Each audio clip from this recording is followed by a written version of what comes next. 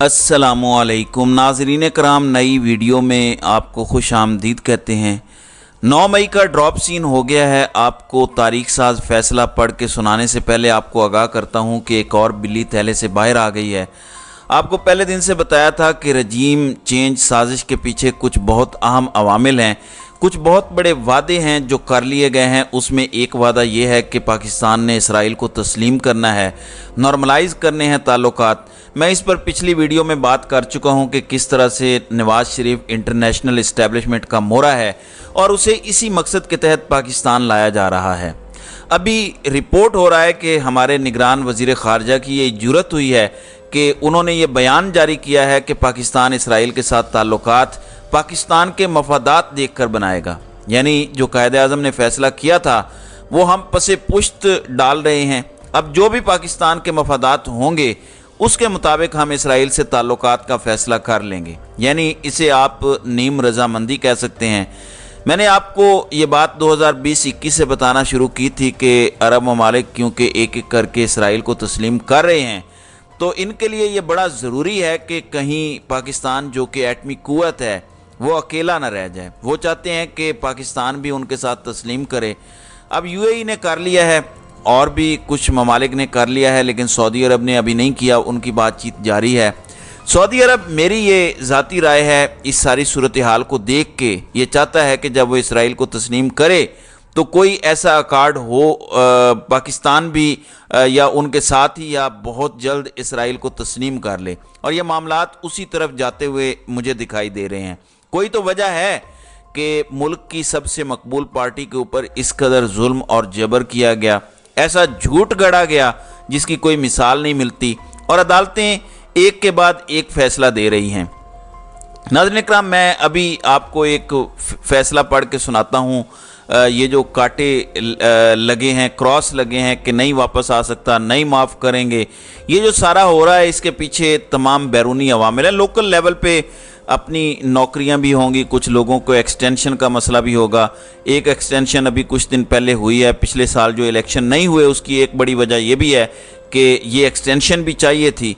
तो अपने अपने मफादात तो हैं, लेकिन बड़े लेवल पर इस तरह के मफादात भी हैं जहां अमेरिका को राज़ी करना है। फिर अरब ममालिक या कोई और मुल्क या अमेरिका आपको ऐसे ही तो पैसे नहीं दे देंगे। अमेरिका ने यूएई के साथ F-35 की डील की इसराइल से ताल्लुकात के बदले। अब मुझे नहीं पता कि वो डील कहाँ पहुँची है, ख़त्म हो गई है, क्या हुआ है उसके बारे में, लेकिन ये डील हुई तो उसके बदले इसराइल के साथ ताल्लुकात बहाल हुए। तो पाकिस्तान को भी ऐसे तो पैसे नहीं दे देंगे। अमेरिका ऐसे तो नहीं कहेगा IMF को कि पैसे दे दो। कुछ तो अंदर खाते डील होती है कि आपने ये स्टेप्स लेने हैं, इसराइल को मनवाना। नाज़रीन कराम, इस वक्त अमेरिका का सबसे बड़ा मसला बना हुआ है। गोया कि उनके पीछे टाइम लगा हुआ है कि उन्होंने पूरी दुनिया से इसराइल को तस्लीम करना है। अभी ऐसा ही हुआ है, रेस अगेंस्ट टाइम है। तो देखते हैं कि किस हद तक ये लोग जाते हैं कि अमेरिका की रज़ा और चंद दीगर ममालिक की रज़ा के लिए और इसराइल को तस्लीम करने के लिए इमरान खान को कितना और रगड़ते हैं। देखें, बात भी उनकी मान रहे हैं और क्या इमरान खान को यहूदी रहे हैं। यानी आप मुनाफकत इनकी ज़रा देखें। मोदी को खुद लाना चाहते थे पाकिस्तान, लेकिन बयानिया ये बनवाया अपोजिशन से कि इमरान खान ने कश्मीर बेच दिया है, जबकि मोदी को खुद लाना चाह रहे थे पाकिस्तान कश्मीर का सौदा होने के बाद। सब कुछ करके जिम्मेदार इमरान खान को ठहरा दिया। अब भी वो जो इसराइल से ताल्लुकात बनाना चाहते हैं वो बयानिया ये बनाते हैं कि इमरान खान यहूदी एजेंट है। मतलब आप ज़रा इनकी मुनाफकत चेक करें। लोगों को ये बेवकूफ़ समझते हैं। मैं अब आपको तारीख साज फैसला बताना चाहता हूँ। नाज़रीन इकराम, जो फैसला जारी हुआ है उसके पैरा नंबर 9 में लिखा हुआ है कि गिरफ्तारी के बाद जो लोग यहाँ प्रोड्यूस हुए थे, जज ने पुलिस को मौका दिया कि वो सबूत फराहम करे, मालूमात निकलवाएं, जितने भी मुलजिम हैं उनसे जितना कुछ बरामद कर सकते हैं करें। लेकिन पुलिस कस्टडी में अब तक कुछ भी ऐसा बरामद नहीं हो सका जिससे कोई भी जुर्म साबित होता हो। पुलिस ने ना किसी किस्म की कोई CCTV फुटेज पेश की है, ना कोई व्हाट्सएप रिकॉर्डिंग पेश की है, ना कोई स्टेटमेंट आई है किसी चश्मदीद गवाह की, और ना ही कोई इंक्रीमेटिंग यानी कोई रिकवरी हुई है। यानी कुछ भी ऐसा नहीं है। 9 मई के हवाले से कोई सबूत नहीं है जिनको पकड़ा हुआ है। پھر نمبر 11 جو ہے اس میں وہ لکھا ہے کہ کوئی بھی ثبوت کیونکہ اویلیبل نہیں ہے، اور کچھ لوگوں کے یہاں نام بھی لکھے ہیں. پھر انہوں نے لکھا ہے کہ یہاں پہ بہت سارے ملزمان کی عمریں بھی 18 سال سے کم ہیں، یعنی بچے پکڑے ہوئے ہیں. کوئی ثبوت نہیں ہے، کوئی سی سی ٹی وی فوٹیج نہیں ہے، کوئی واٹس ایپ ریکارڈنگ نہیں ہے، کوئی پلاننگ کا ثبوت نہیں ہے.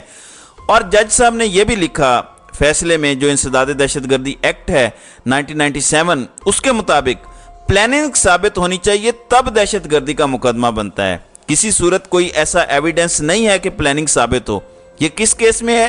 یہ جو پشاور میں ریڈیو پاکستان کی بلڈنگ جلانے کی بات ہو رہی ہے، کوئی ثبوت موجود نہیں ہے. تو پھر ہمارا سوال تو بنتا ہے نا کہ وہ کون تھا جس نے یہ بلڈنگ جلا دی؟ جن کو آپ نے پکڑا ہے کسی کے خلاف بھی ثبوت نہیں ہے، کسی ایک کے خلاف بھی ثبوت نہیں ہے جن کو پکڑا ہے پشاور ریڈیو پاکستان جلانے کے کیس میں.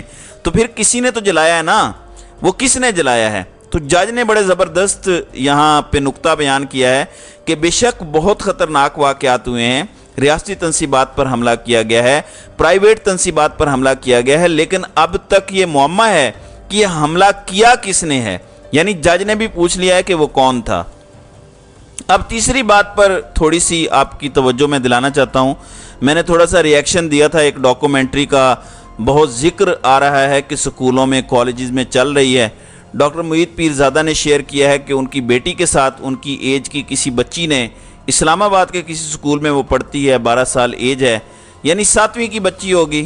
اس نے کہا کہ یہاں پہ کچھ لوگ آئے تھے، فوجیوں کا نام لیا اس نے، کہ وہ ہمیں ایک مووی دکھا رہے تھے، 50-52 منٹ کی کوئی مووی ہے جس میں ظاہر ہے کہ عمران خان کے خلاف ایک بیانیہ بنانے کی کوشش کی جا رہی ہے.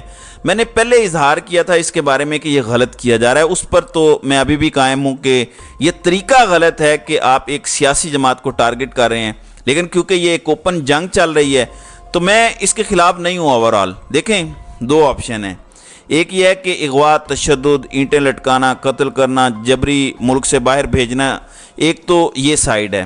لیکن اگر یہ چھوڑ کے کوئی بندہ بیانیہ بنانے کی کوشش کرتا ہے تو میرے خیال میں مجھے کوئی اعتراض نہیں ہے. یہ سوشل میڈیا کا دور ہے، یہ ٹک ٹاک کا دور ہے، یوٹیوب کا دور ہے، فیس بک کا دور ہے، انسٹاگرام ہے، ٹویٹر کا دور ہے. اس وقت بیانیے وہی ہو سکتے ہیں جو عوام ماس لیول پر قبول کرتی ہے. لیکن اگر کوئی سویلائزڈ طریقہ استعمال کرنا چاہتا ہے تو ہمیں ویلکم کرنا چاہیے. دیکھیں، ایک طرف آپ کو عادت پڑی ہو بلوچستان ماڈل کی، اٹھاؤ، لٹکاؤ، مارو اور بس اپنی مرضی کا بیان دلوا لو، یا جو نہیں مانتا اسے قتل کر کے پھینک دو. لیکن ایک یہ ہے کہ ٹھیک ہے، آپ کوشش کریں، ڈاکومنٹریز بنائیں، اپنا بیانیہ دیں. اگر لوگ قبول کرتے ہیں تو مور دین ویلکم. لیکن اس سے ایک اور چیز سامنے آتی ہے. ثابت یہ ہوتا ہے کہ جب بچوں کو بھی بتانے کی ضرورت پڑ گئی ہے وہ چیزیں، جبکہ بچوں کی ایج ہی نہیں ہے یہ باتیں کرنے کی، اس کا مطلب ہے کہ بچے کے دل میں عمران خان نے اپنا سچ ڈال دیا ہے. اس سچ کو نکالنے کے لیے اب ایک مصنوعی بیانیہ بنانے کی کوشش کی جا رہی ہے. لیکن سچ کے آگے آج تک تاریخ یہ بتاتی ہے کہ کوئی بھی کھڑا نہیں ہو سکا. میں پھر دوبارہ کہتا ہوں، قوم سے سچ بولیں. جس طرح یہ اسرائیل کو تسلیم کرنے کی بات ہے، جس طرح امریکہ کو عمران خان قبول نہیں ہے، جس طرح یورپ کو عمران خان قبول نہیں ہے، یہ عوام کو سچ بتائیں. کہیں کہ ہم غریب ملک ہیں، یہاں وہ تباہی آئے گی آپ تصور نہیں کر سکتے، اور ہم ایران نہیں ہیں، ہمارے پاس کوئی تیل اور گیس کے ذخائر نہیں ہیں کہ ہم پھر بھی سروائیو کر جائیں گے. ہمیں ہر چیز باہر سے لینی پڑتی ہے، ہم پہ پابندیاں لگ جائیں گی. امریکہ صرف ایکسپورٹ پر پابندی لگا دے، امریکہ کو تو کوئی فرق نہیں پڑتا، وہ وہی چیزیں انڈیا یا بنگلہ دیش سے لے لے گا. فرق ہمیں پڑے گا 7-8 ارب ڈالر اگر ہمارے ضائع ہو گئے. یورپ جو 10 ارب کی ہماری امپورٹس کرتا ہے، وہ اگر یورپ نے بند کر دی، انہیں کوئی فرق نہیں پڑے گا. وہ چین سے لے لیں گے، بھارت سے لے لیں گے، بنگلہ دیش سے لے لیں گے، یا کسی اور ملک سے لے لیں گے. ہمیں فرق پڑے گا، یہ بات بتا دیں. ہمارے ویزے بند ہو جاتے ہیں پاکستانیوں کے تو اوورسیز جانا بھی ناممکن ہو جائے گا، پڑھائی کرنا باہر ناممکن ہو جائے گا. بتائیں، لوگوں کو سچ بتائیں. اگر اس کے بعد لوگ یہ کہتے ہیں کہ ہم نے یہ غلامی کرنی ہے، کہ ٹھیک ہے مغرب ہمیں کنٹرول کرے گا اس لیے کہ وہ ہم سے امپورٹ کرواتا ہے چیزیں یا ہمیں ویزے دیتا ہے، تو ٹھیک ہے، لوگ مانتے ہیں تو ٹھیک ہے. لیکن یہ بیانیہ لوگوں کے سامنے رکھنے کے بعد ایک فری اینڈ فیئر الیکشن کروا دیں، جس بیانیے کے ساتھ عوام کھڑی ہوگی وہ ٹھیک ہے. یہ ہے سویلائزڈ طریقہ، اور میرا مشورہ ہے کہ سویلائزڈ طریقہ استعمال کریں. یہ مارا ماری، یہ جبری گمشدگی، یہ قتل کرنا، یہ چھاپے مارنا، یہ عورتوں کی تضحیک کرنا، میرے خیال میں اب 2023 کا زمانہ ان کاموں کے لیے نہیں رہ گیا۔ آپ سویلائزڈ کام کریں، ڈاکومنٹری والا بہت اچھا آئیڈیا ہے۔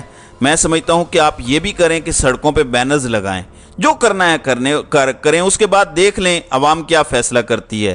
آپ الیکشن کمپین میں ہر گلی کونے میں بینرز لگائیں عمران خان کے خلاف۔ اگر آپ کو لگتا ہے کہ یہ آپ کی اوپن فائٹ ہے تو آپ کھل کے لڑیں، لیکن اس کے بعد عوام کے شعور پر اعتبار کریں کہ جب آپ نے ایک بیانیہ عوام کو دے دیا ہے وہ ٹھیک فیصلہ کریں گے۔